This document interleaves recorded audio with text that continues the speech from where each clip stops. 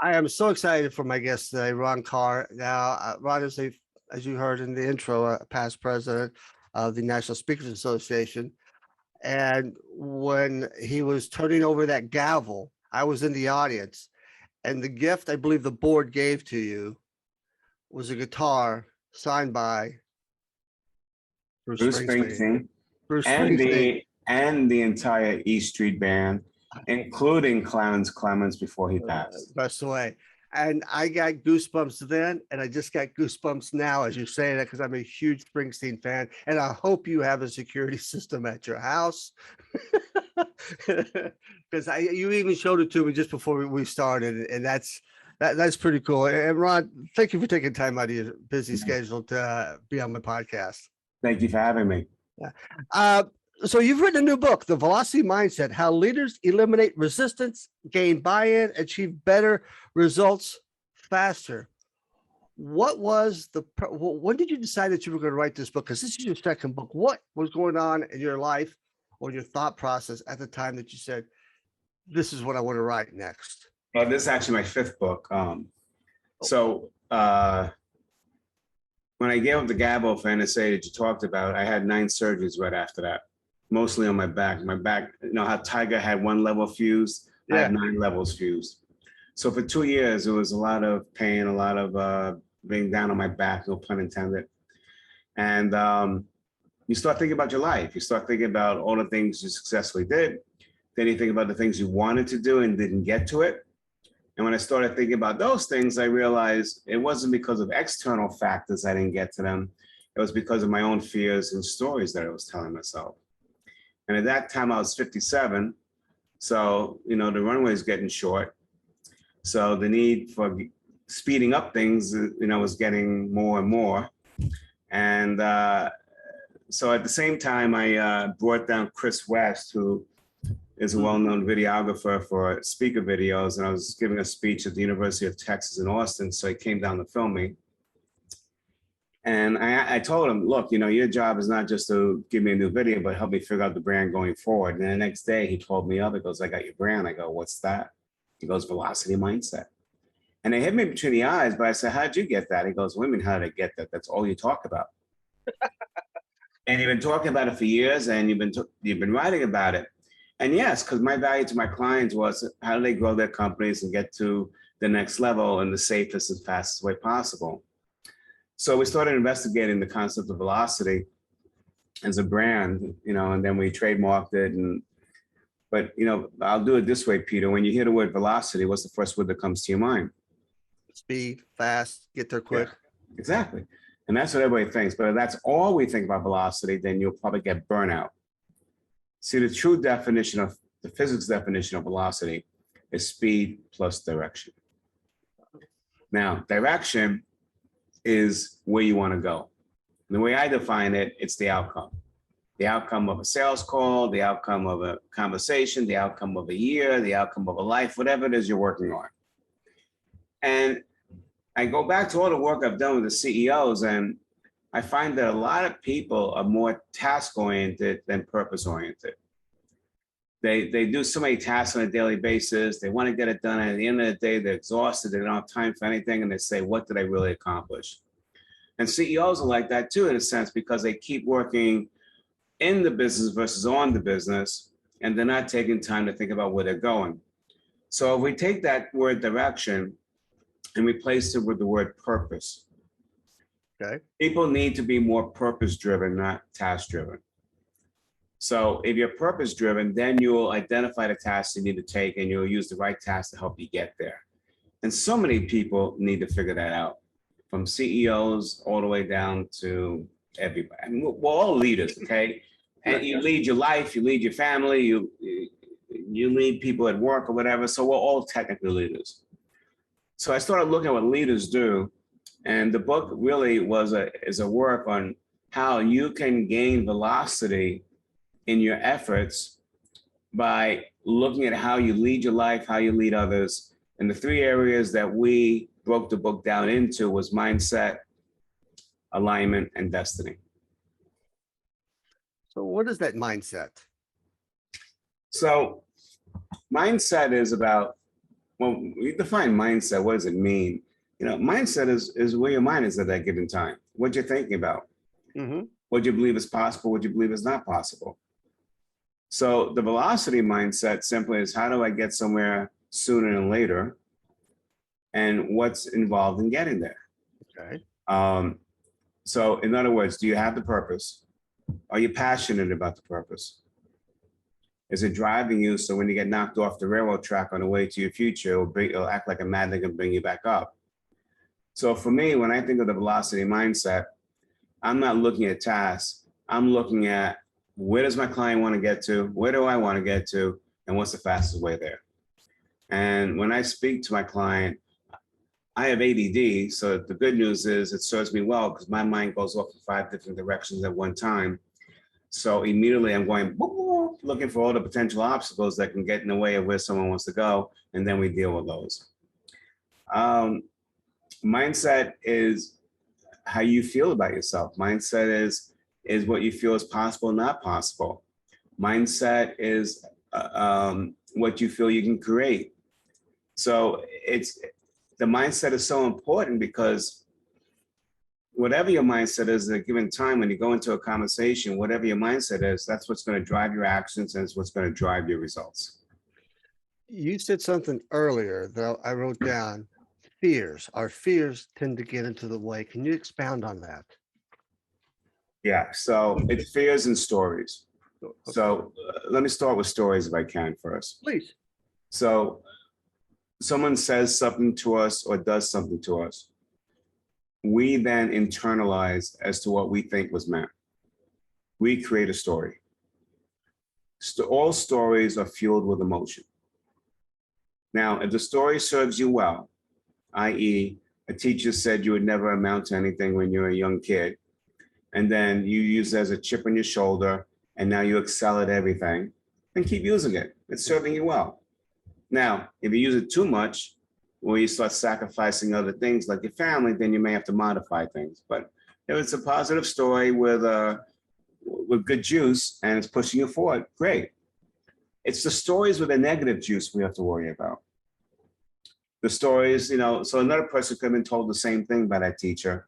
And instead of using it as a chip to drive them forward, they now have the story that they'll never amount to anything. So why should they even bother trying anything? I already know I'm going to be a failure.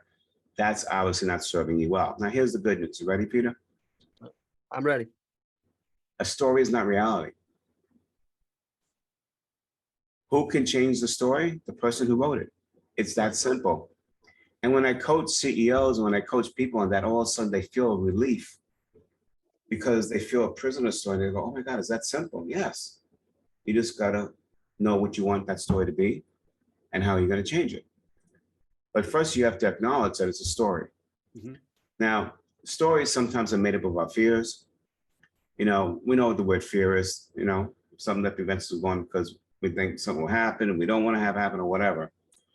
So the reason why we don't go forward in life with things we want is a combination of our fears and also the stories from which we operate under.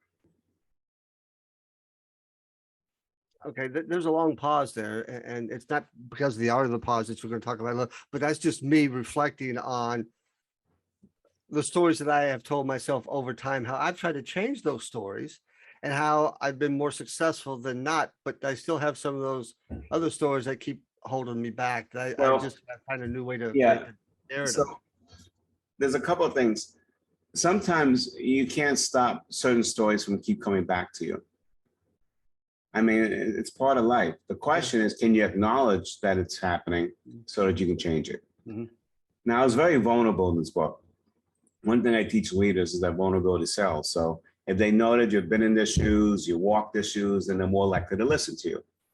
You and I belong to the National Speakers Association, and we've both seen speakers up on stage who are phenomenal, but they give the persona like they're so good, they never had an issue in their lives, and it's hard for people to relate to that.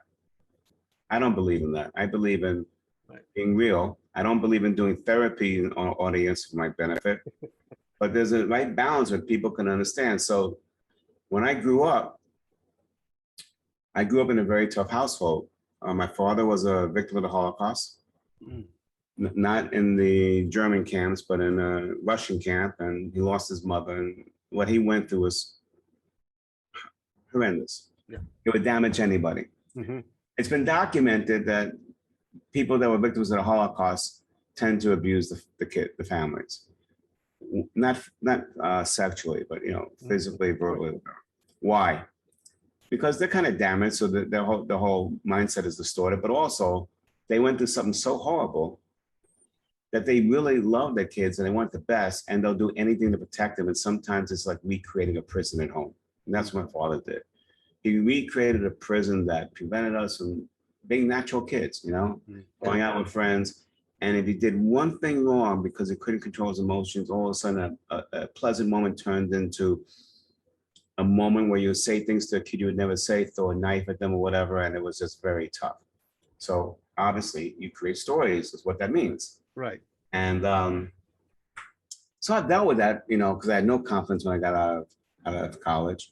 And and I had my own therapist and it went well and I worked on it.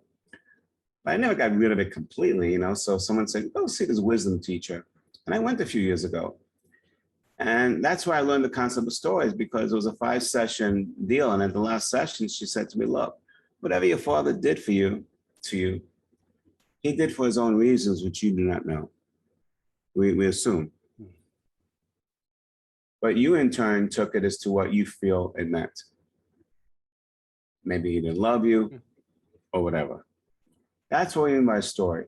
Now, when something so significantly happens, you just don't forget stories like that you create that have driven you all your life. Right. But the trick is knowing that they can still show up sometimes. How do you at least acknowledge when they're showing up and when they're not serving you well? So at least in that instance, you can rewrite it so that you can have a different story driving you for whatever it is you're trying to achieve. And changing that mindset. Yes. To realign that mindset into the more positive aspect, or Exactly. what do you want to accomplish? So I got my own issues with confidence, sometimes. And so the way I do it, I have a mantra that I'm more than enough. I know I'm more than enough. I see it on my testimonials, I see it in everything else. And so when I get myself thinking about that story, it changes my physique, it changes my energy, it changes the way I look at things and how I make decisions, because the stories also affect our decision-making ability. Right. So CEOs face that, managers face that, coaches face that. We all do, depending on what stories we've created for ourselves. So thank you for that the story around the mindset and how it's much more complicated, but it also, to your point, it's also very easy is we just put it in our mind to it and changing that narrative that we have going through our head. You said the book was in 3 parts. The second part, if I wrote it down and remember, was alignment. How does that fit in? Well, if you're going to be a leader and you want to gain velocity, you can't do everything yourself. You got to do it through the support of everybody. So you got to align yourself with other people. Mm-hmm. The problem with alignment, people don't understand what goes into that. So they usually come from a self-focused mindset, which doesn't get people to align with you because people do it for their reasons, not yours. Mm-hmm. And they don't understand that as a leader, if you really want to influence others, the first thing you have to do before you even give an argument, you have to create a safe environment for them to want to talk to you. Yes. So yes. I stumbled upon this in around 2000 when I was brought in by a financial services company because they wanted to reduce their sales cycle from 5 to 3 calls to get a new investor on board. And so I stumbled onto the process of how to do that. And then about 10 years later, the neuroscience came out that explained it. And now we combine both of them so people can really understand how the brain works and how to engage others. So the first thing you have to do when you want to align with somebody is you have to create a safe environment. So we know there's a hormone in our brain called cortisol, the fight or flight hormone. Mm-hmm. You don't get rid of it, but if it's not at the right level, then you don't get people engaged. If it's too high, like over 6, 7, 8, 9, 10, people are agitated, they're stressed, and they're not listening to you. You really want them at a 4 or 5. If they're at a 1 or 2, they're not stressed, but they're not really engaged. You need people with maximum engagement. So you go back to this financial services firm, their market was retirees and conservative marketers who didn't trade a lot. That's who their market was. So I went on a couple of calls with a financial advisor outside Chicago. And on the first call, we went into this nice couple's house. And he spent 12 and a half minutes, I counted on my watch, doing all the social chit chat about the kids, the grandkids, and the pictures, the bears, and all that other stuff. And I can see in the couple's eyes, they're being very polite, but they're going, what are these two guys doing in my house? And then after 12 and a half minutes, where you can see the cortisol just going up, he asked the question, so who handles your stocks and bonds? Now, if we thought about it, they probably have somebody already. So why is he talking about stocks and bonds? So the cortisol goes up more because now it's saying, I don't even have a need for this. Right. So I took him outside and I said, look, cut the chit chat for 30 seconds, go in and say, look, this is not about stocks and bonds. I know you probably got somebody. It's not what I'm here for. I'm here about your future. Can I ask you an important question? And he tried it in the next house. And the question I told him to ask was, when it comes to your future, your financial future, what are the three things that are most important to you? And I noticed something that all of a sudden the eyes would go up. And there was a pause. And then they get into their own zone about them. Their demeanor changed. And then they started giving us the answers, what's important to them. And it happened on every call we went on after that. And so we did a study. They had a closed circuit TV booth, in the headquarters. So we had the top investors come in, they signed waivers, they knew we were going to video them. And to a person, when that question was asked, everybody's eyes went up. Left, right, whatever.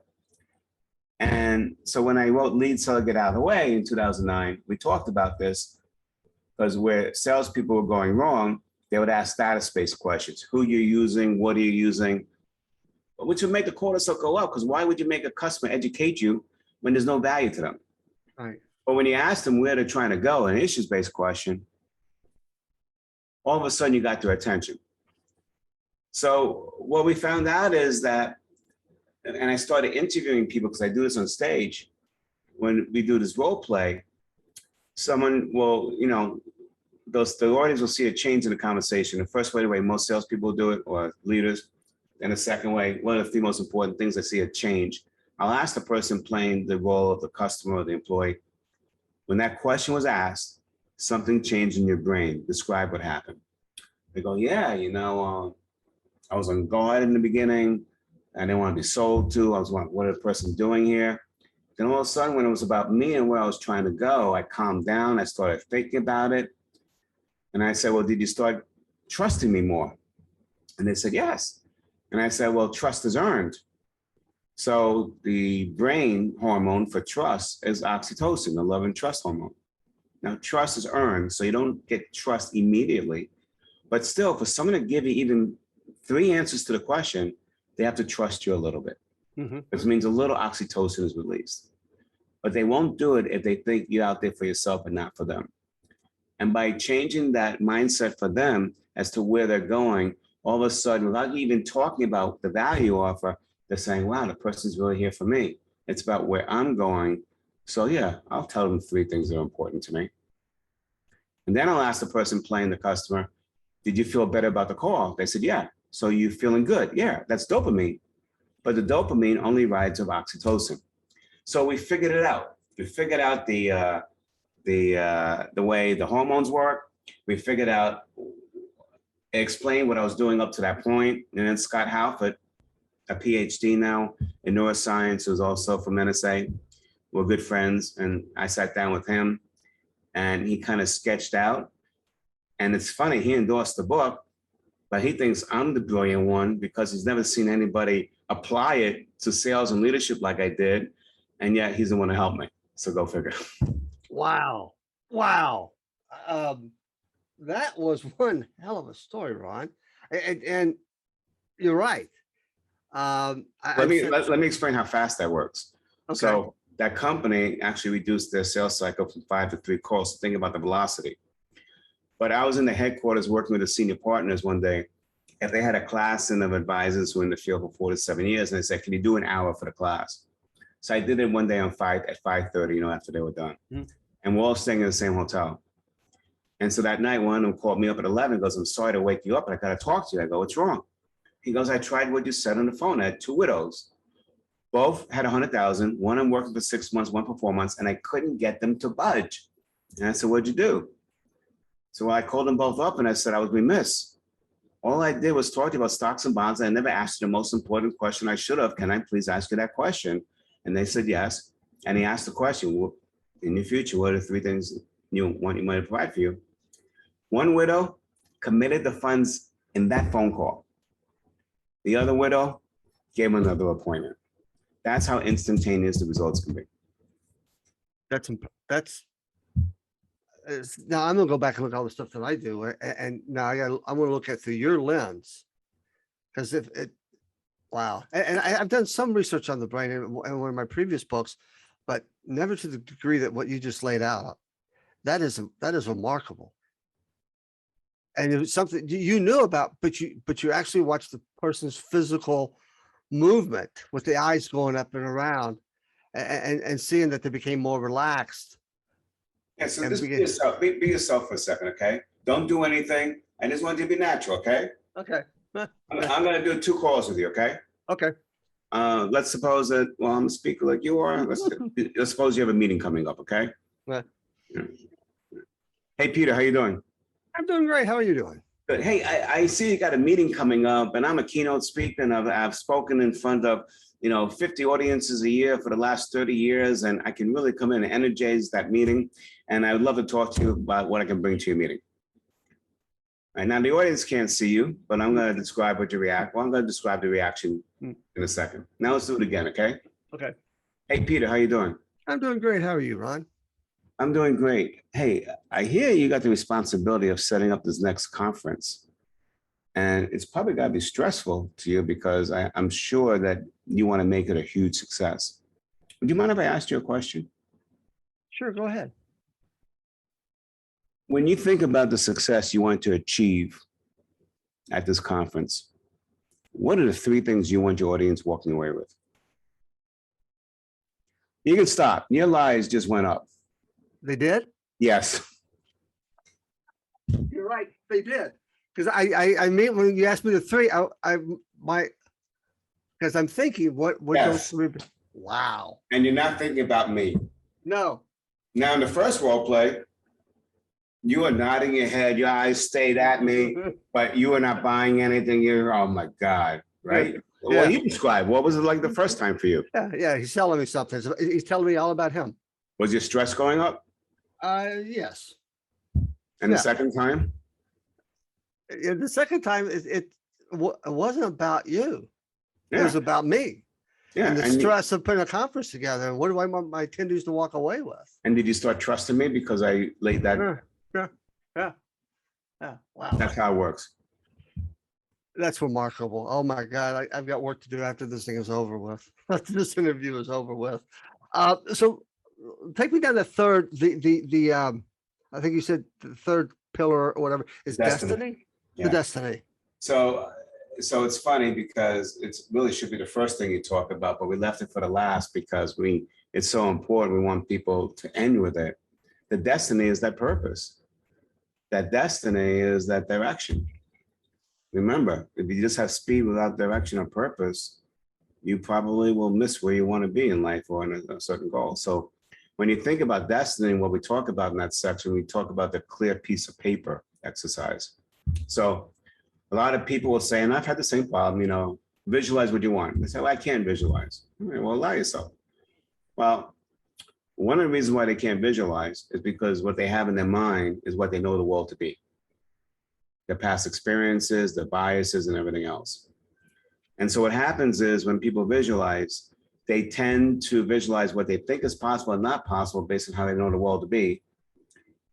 And therefore they either shoot too low or they recreate the results they already had and they want to know why they're not getting anything different. If you're truly going to visualize a path forward to achieve something you haven't done, you have to put the past aside. Forget the past. Mm-hmm. And you need to think about a passion. What's going to drive you? What's going to be strong enough that if you get knocked off that track on the way to your future, they'll act like a magnet to bring you back up. So allow yourself to dream, allow yourself to think about what really is going to get you moving in every core of your body. And so that's the clean piece of paper exercise. So an example, I was brought in by a multinational chemical manufacturer. I spoke at several of the divisions in the early 90s. One division took 20 years to create a reagent that cut in half the cost of mining copper. When they brought it out 20 years later, the sales shot up and they actually saved the copper mines from going bankrupt in the 80s. So the market share grew like this. And now competitors see you're making money. So what do? They re-engineer, come out with a similar offering, not as good as yours. So the only way that they can compete is price. We know the drill, right? Yeah. So they get a hold of me after I spoke for their team, and the guy says, look, the largest copper mining company is self-storage. And we only have, 25% of the demand. And we have a big meeting with the sourcing team next week. And we want to use your skill set to change our fortunes. So would you come out and prep us? I said, sure. So the first thing I did when I got into the conference room in Tucson, I asked them the question, what do you want for my intervention? Now, the way that industry bought, they always bought on a bid for lowest price every 3 years. So their answer was, we want to win the bid. I said, that was not my question. You're answering based on how you know the world to be and what you think is possible. If your heart was talking, what would you really want? And all of a sudden the passion comes out, well, why do we have to bid? We save them. I said, so what do you want? A negotiated agreement. I said, great. They buy every 3 years. How long? 10. Fine. You have 25%. What do you want? 75%. So let me repeat what you just said. You want a 10-year deal negotiated for 75% of the demand? They said, yes. And I said, you can do that if you want, but the first thing you have to understand is it's going to take a different set of actions to get to that spot than it is to win a bid. And then they asked me the fateful question. How are we going to do it? My answer, I have no clue. And they go, what? Now, look, I talk about intuition in the book. My intuition was telling me, I think there's a lot of room for us to get close to that. I can't tell you we're going to get there, but we're going to get something that's a lot better than what you got now if you start doing what I'm saying. But what I'm also teaching them is when you get a vision like that and you haven't walked the journey yet, how can you have the answers up front? It's not a realistic expectation. And so when you look at leadership and the real leaders, when they forge all, like Elon Musk, wants to go up into space. He wants to develop an electric car before anybody else. You think he had all the questions? No, he was married to the vision. But then the leaders have to be comfortable not having the answers up front, and most people are not. They think they have to have the answers up front, number one. A leader's job is to pave the path forward. And then as you let that vision sit in your mind and you ruminate, it leads to more questions. Then you find out who has the answers and you keep filling in the blanks until you have the picture enough that you can act on it. So you and I know a common individual. He's wrote the foreword on my book, Dr. Nito Cobain, president of High Point University. Nito and I go back 30 years. Nito came to the United States at 15 years of age with $15 in his pocket from Lebanon. His mother sent him here to have a better life. He didn't know anybody. He settled in High Point. So I said, Nito, you had a vision. And he said, yes, but he had a great distinction. And that's why he likes the book and he supported it. I had a vision, but I didn't have clarity of vision. Clarity of vision only comes from walking the journey. So it goes with what I'm talking about, not having the answers up front. The answers, your clarity, will develop as you go through the journey. So as we started with this chemical manufacturer, we would raise what we know, what we don't know, figure out who we got to ask questions. They go out and every quarter I come back, assess the information, see what else we need to find out until eventually we developed a strategy a year later. And 18 months later, they were awarded a 10-year, $200 million deal. The first ever deal of that kind in the industry. We changed the way that industry bought. But it started with somebody having a different vision of what they wanted to achieve. And they weren't married to what the past has always done. That's going to be extremely challenging to divorce yourself from the past. And that thought process, as you create that vision, there's a lot of people, I guess it depends on their level of risk, will revert back continually to the past and to try to sever. Well, the reason they go to the past because they can't see it, they can't feel it. And that's what they have to get comfortable with. But if they allow themselves to think about it and dwell on it. So there was a book written in 1913 called The Science of Getting Rich by Wallace Wattles. And he evaluated all the industrialists who made it big and the rest of the world who didn't. What was the difference? And he zeroed in on a couple of traits. One trait is called the thought and formless substance, the big idea. You have a big idea, it's an idea, it's not thought out, there's no form, right? That's the thought and form. So the way I can explain it, you know, when I was in New York in the 80s and a lot of neighborhoods were dilapidated, like, you know, 90th Street, 110th Street, you're gonna have 20 people driving down a block, let's say 100th Street at the bottom of Harlem, see a dilapidated building in a downtrodden neighborhood. 19 people say, oh my God, this building could really become something, but it's such a big idea that they have no idea they keep driving by. But not that one person at 20th who had the same idea. The difference is they didn't have to have the answers up front. They kept driving by for the next 2 months. It was in their mind. They kept thinking about it and thinking about it. And then eventually they had an idea that fleshed out. They went to an architect who got the idea, put it on paper. Now you can see it, feel it. Then they got to figure out how to do it. They get a hold of contractors. They ask questions. They get the answers before you know it's developed. That's what he meant by the thought and formless substance. That was the difference between the people who made it and people that didn't. Like Elon Musk, like Steve Jobs. And it doesn't have to be these people at that high level. It could be anybody who sells more than you do, you know, who has a different idea on how to attack a market or whatever. It's exactly the same thing we're talking about. It's allowing yourself to have that thought and formless substance, think about it, see what you can come up with, get more questions and answers, and walk that journey so that you can start creating it. What we focus on is what we create. Absolutely. I'm for a speaker, I'm usually not a loss for words, Ron. But this, you know, I come into these interviews not knowing what to expect. A lot of times I do my homework and research. But I will have to admit, I've done over 200 episodes, been doing this for 5-6 years.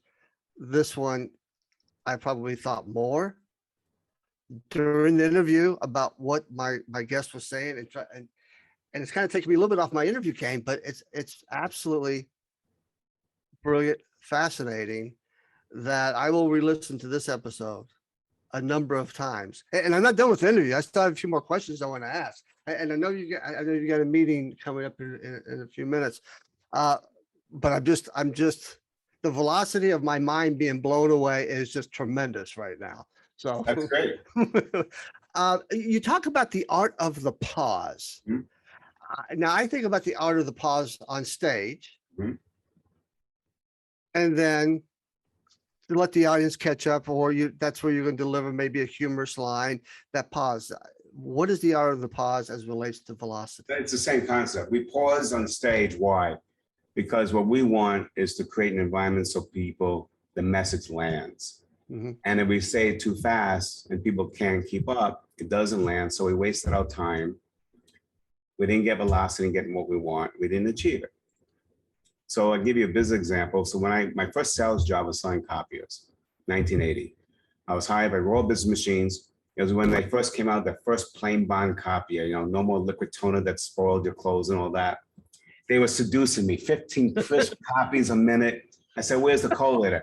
Don't worry about it, I'll be here in 6 months. Where's the duplicator? Don't worry about it, being 6 months. So I got seduced. I get hired. I couldn't sell a damn thing for 2 months. Every company I called on, well, can you do what the big Xerox machine on the 3rd floor does? Well, no. Well, when you can, come back. Well, you know, now a premise of the book, The Velocity Mindset, is what would the world look like if everybody was a leader and not a victim of circumstance? So when a lot of people in that position I was, what do most people do? They blame everybody else. Yeah. Blame the company for not coming out and all that. But I said, wait a minute, I can blame the company all I want to. Bottom line is, it's not coming for 2 years. I can make a living now. So I took a pause. Sometimes to gain velocity, you have to stop or pause. Because if you keep being task-oriented and doing things that don't make a difference, you're not achieving anything and you're actually adding resistance to your velocity, drag. So I decided to have a board meeting with myself. Me, myself, and I went to a diner. And I said, okay, let's pause, let's focus here. What are you doing? Now, one more thing, a question that is central in that book for every leader, whether it's your kids, your family, business, whatever. A good leader, when something happens, they don't immediately blame other people, even though there could be other people to blame. The first thing they do is they say, what could I do differently next time? And that's what that board meeting was all about for me. So I looked at what I was doing. I'm selling a copy. What are you doing? Position as a copy. Is it working? No. Why? Because Xerox has all this other stuff. Can you compete? No. So why are you doing that? So then I had to come up with a different angle. So I said, what does a copier do? It's a communication vehicle. Oh, let me try that. Next call I go in, I met an office manager. I said, would you agree with me that a copy is nothing more than a communication vehicle? She goes, absolutely. I said, well, when it comes to this vehicle, what do you think the biggest challenge is? And oh my God, it was like she got on the therapy couch. She started opening up. She goes, oh my God, Jim or Sally has one copy to make on the first floor. By the time they get upstairs, wait behind all those big jobs, come back down and chit chat. It could take 2 hours. I said, how often does that happen? She goes, the equivalent of 2 full-time employees. I go, wow, would you like them back? She goes, how are you going to do that? I said, look, I'm not here to compete against the Xerox machine on the 3rd floor. It's a great machine, keep it. I'm here to fill in your gaps. And right now, I can give you back those 2 full-time employees because this great copier does 15 copies a minute. Everything you want for those 1 and 2 copy jobs. They don't have to go on 2-hour excursions. I would suggest you put 1 on every floor. I started selling 3 at a time. That only came because I paused. Yeah. I took responsibility for myself. What could I do differently? I evaluated what I was doing, what wasn't working, tried to figure out a different angle, tested it, and it worked. Now, sometimes it doesn't work, so you keep testing. But that's what we mean about pause. If something's not working or you're not happy what's going, take a pause. Now, all of us had a forced pause with COVID. Yeah. And that's why when we all paused, a lot of people started re-looking at their purpose. And that's why a lot of people started making significant changes. So we could look at COVID as something really bad, and it is. There are a lot of people that died and a lot of people that still have long-term things, and I feel for them. So it's not a good thing, COVID, don't get me wrong. But if there was ever a silver lining, it's all those other people that realized that maybe they could do something different, realize that we can have the best plans in life, but when we do, God just laughs at us. So they started realizing what's really important, and they started recalibrating their lives. Absolutely. And I know a lot of my colleagues did that. Maybe after the first couple of days, 2-3 days. I also know a few people within our association who were reluctant to making those changes early on. I'm doing it. I'm moving to Florida. No, seriously, because I thought that I'm 64. I said, I lost a lot of money from those surgeries. Let me make the money back when I'm 70. I said, why wait to 70? You don't know. Why don't you go down to Florida now? You got your business. You can redesign it and enjoy life now. Same thing. So, transparency to the audience. This is the 11th of August, and you said 2 weeks from today. 2 weeks from Friday. From Friday, you'll be relocating to Florida. And am I scared? Absolutely. I've lived here for 64 years in the New York metro area. This is what I know. It's my umbilical cord. Yeah. And now my daughter's up here, the closest thing to me. I love her. She loves me. But she wants me to go well, be happy. I need a better lifestyle. Do I have the answers what it's going to be like down there? How I'm going to do it? No. But I'm trusting that it'll work out, and you just walk the journey. And you've changed that mindset. Yeah. Yeah. And looking at it from a positive lens. Yeah. And all the good that's going to, I mean, does get hot down there, Ron. But not fluffy lens, Yeah, right. I mean, I'm aware that it may not work out, but then I'll come back. Yeah. So it's come back. I'm blown away by the velocity mindset, what you've written, how you've achieved it, the stories that you've told. Is it one thing that you can leave my audience with to make them? Yeah, I heard this phrase used about a year ago. How you eat an elephant? It's one bite at a time. So when you want to make a change like this, you can't just gulp the elephant down. You got to go at slow paces. So what could you advise my audience as they're listening to this? Probably, hopefully, if you're driving, pull off, listen to it before you get back on the road. keep them on that journey to changing to this velocity mindset? People do things for their own reasons. So number one, make sure you're doing it for the right reasons for you. You're passionate about it, you're driven by it, and it's something that you want to do. And then remember, when you need to align yourself with others, they're not going to do it for your reasons, they're going to do it for theirs. So just remember that people do things for their reasons. Make sure you're true to your reasons and make sure you have empathy and you're finding out other people's reasons, because the key to influence is real simple. It's not giving somebody an argument as to why they should do something.